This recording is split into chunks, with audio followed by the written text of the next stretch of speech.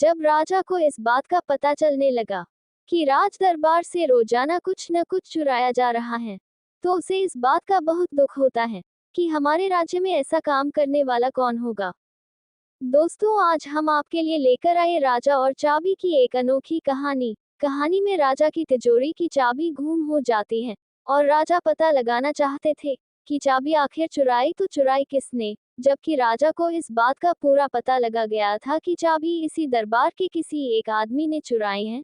दोस्तों, कहानी के अंत तक बने रहिए ताकि इस कहानी के अंत में जो सवाल पूछा जाएगा उसका जवाब आप आसानी से दे पाए। तो चलिए कहानी शुरू करते हैं। एक बार एक राज्य था जिसमें एक राजा राज्य करता था। राजा बहुत ईमानदार और होशियार था। अपनी प्रजा से बहुत स्नेह करते थे। उनके राजा होने की खुशी सभी प्रजा के मुंह पर झलक रही थी। प्रजा अपने आप को भाग्यशाली रही थी कि हमें ईश्वर जैसे राजा मिले। उनके राजा होने से प्रजा को किसी प्रकार का कोई दुख नहीं था। प्रजा के दिन बड़े खुशी से गुजर रहे थे। राजा के राज दरबार में कई सारे मंत्री रहते थे, जिनमें से एक मंत्री लोभी और घमंडी था। वह राज दरबार से चोरी छुपके कुछ न कुछ चुरा ही लेता था, लेकिन किसी को भी इस बात का पता नहीं चलता था।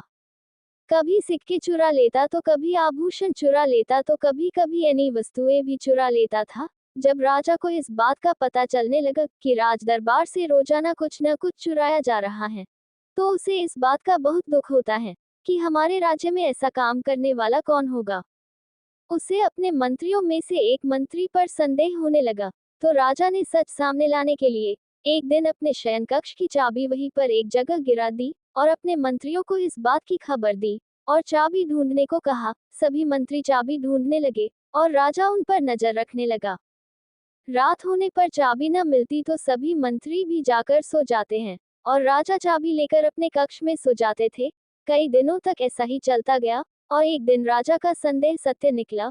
उस मंत्री को वह चाबी मिल गई थी, लेकिन उसने वह चाबी अपनी जगह छिपा दी ताकि राजा के कक्ष में भी चोरी की जाए। तभी दूसरे दिन राजा ने कहा, मेरे कक्ष में 200 सोने की मोहरें हैं। अगर चाबी न मिली तो वह कुछ काम की नहीं है, और अगर जिस मंत्री को मिलेगी उसे 1000 सोने की मोहरें दूंगा।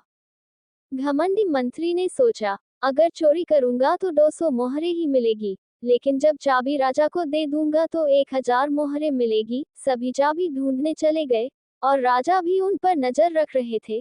तभी उस मंत्री ने इधर उधर देखा और चाबी उठाकर राजा के पास आ गया और राजा को चाबी देते हुए ओना इनाम मांगा। तो राजा ने कहा, ये चाबी मैंने ही गिराई थी ताकि सच का पता चल जाए।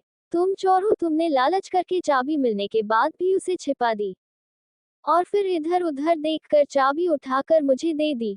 तुम्हें लगा कि किसी ने तुमको देखा नहीं होगा और 1000 मोहरें मुझे मिल जाएगी। मैंने सब कुछ देख लिया था। तुम लालची और घमंडी मंत्री हो। इसका पता लगाने के लिए ही मेसा किया था। राजा ने उस मंत्री को अपने राज दरबार से ही बाहर कर दिया। राजा ने उस मंत्री को बंदी बना लिया और कारागृह में डाल दिया और उस पर कड़ी निगरानी रखने का आदेश दिया।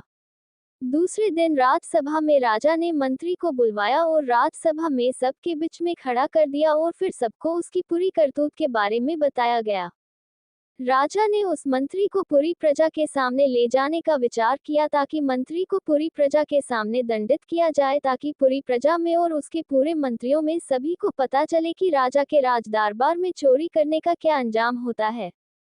राजा ने मंत्री को सबके सामने कड़ी सजा दी ताकि राज्य का कोई दूसरा सदस्य या मंत्री कोई भी अगली बार चोरी करने से पहले 1000 बार सोचे कि राजा के दरबार में चोरी करने का क्या अंजाम होगा।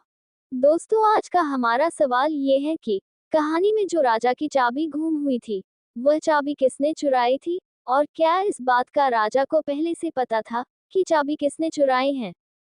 दोस्तों, आप इस सवाल का जवाब हमें कमेंट में जरूर बताएं और इस कहानी को अपने दोस्तों के साथ भी शेयर करें। और इसी तरह की कहानी डेली पढ़ने और हमसे जुड़े रहने के लिए आप हमें सब्सक्राइब भी कर सकते हैं।